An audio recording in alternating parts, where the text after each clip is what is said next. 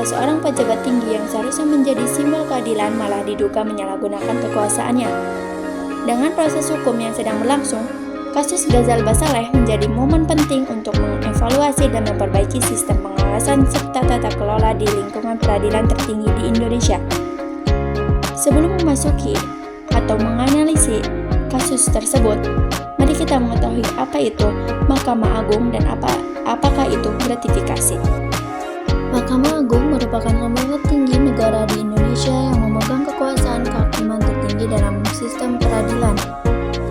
Mahkamah Agung berfungsi sebagai pengadilan terakhir yang memutus perkara hukum, mengawasi pelaksanaan keadilan, dan menjamin kepastian hukum di seluruh wilayah Indonesia. Sebagai bagian dari kekuasaan kehakiman yang independen, Mahkamah Agung berada di luar kekuasaan eksekutif dan legislatif, sesuai dengan prinsip pemisahan kekuasaan dalam sistem demokrasi.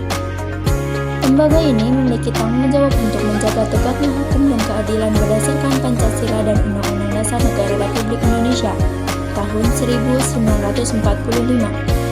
Adapun Mahkamah Agung memiliki tugas dan fungsi.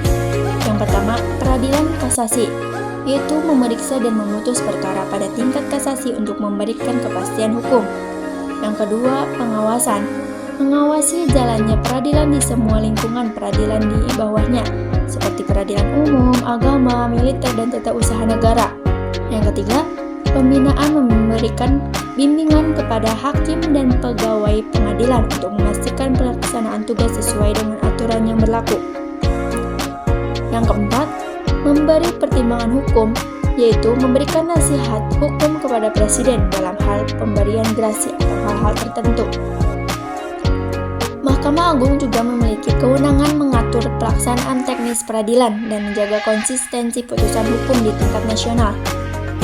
Dengan demikian, Mahkamah Agung memainkan peran penting dalam memastikan keadilan sosial dan supremasi hukum di Indonesia. Sedangkan gratifikasi merupakan pemberian berupa uang, barang, atau fasilitas lainnya yang diterima oleh pegawai negeri ataupun penyelenggara negara yang berkaitan dengan jabatannya, yang dapat mempengaruhi objektivitas dan keputusan yang diambil.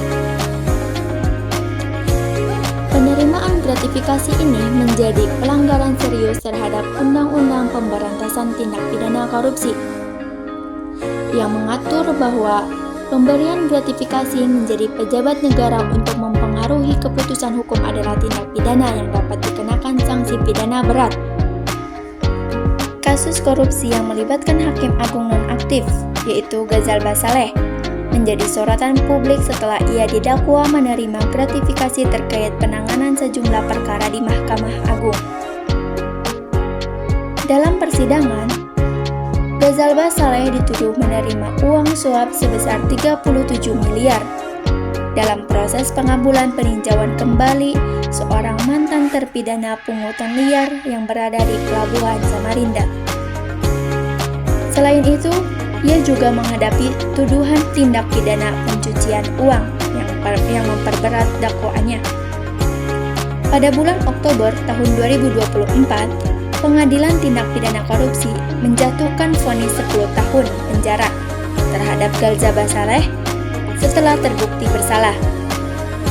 Kasus ini tidak hanya mencoreng nama Mahkamah Agung sebagai lembaga tertinggi dalam peradilan, tetapi juga menegaskan urgensi reformasi sistem peradilan di Indonesia untuk meningkatkan integritas dan kepercayaan publik terhadap lembaga hukum. Sebagai Hakim Agung, Ghazal Basaleh seharusnya menjadi teladan dalam menegakkan hukum dan keadilan. Namun, dugaan penerimaan gratifikasi menunjukkan penyalahgunaan kewenangan yang mencoreng prinsip independensi peradilan. Hal ini dapat mengurangi kepercayaan masyarakat terhadap Mahkamah Agung sebagai penjaga terakhir keadilan.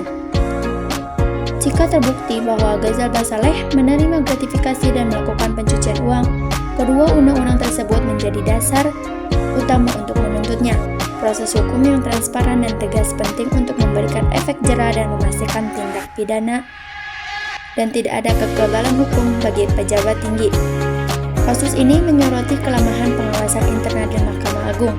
Reformasi diperlukan termasuk penguatan sistem etika hakim, transparansi dalam penanganan perkara dan mekanisme pengawasan yang lebih ketat terhadap pejabat peradilan. Agar terulangnya kasus yang serupa, maka diperlukan beberapa solusi. Seperti yang pertama yaitu memperkuat pengawasan internal yang berada di Mahkamah Agung. Yang kedua, menggunakan teknologi yaitu seperti rekam jejak digital yang memperkuat atau yang membantu proses penanganan perkara. Yang ketiga yaitu pendidikan dan pelatihan bagi para hakim. Lalu yang keempat yaitu memperkuat sanksi kode etik sehingga para pejabat atau para hakim yang melanggar itu akan berpikir-pikir terlebih dahulu sebelum melanggar.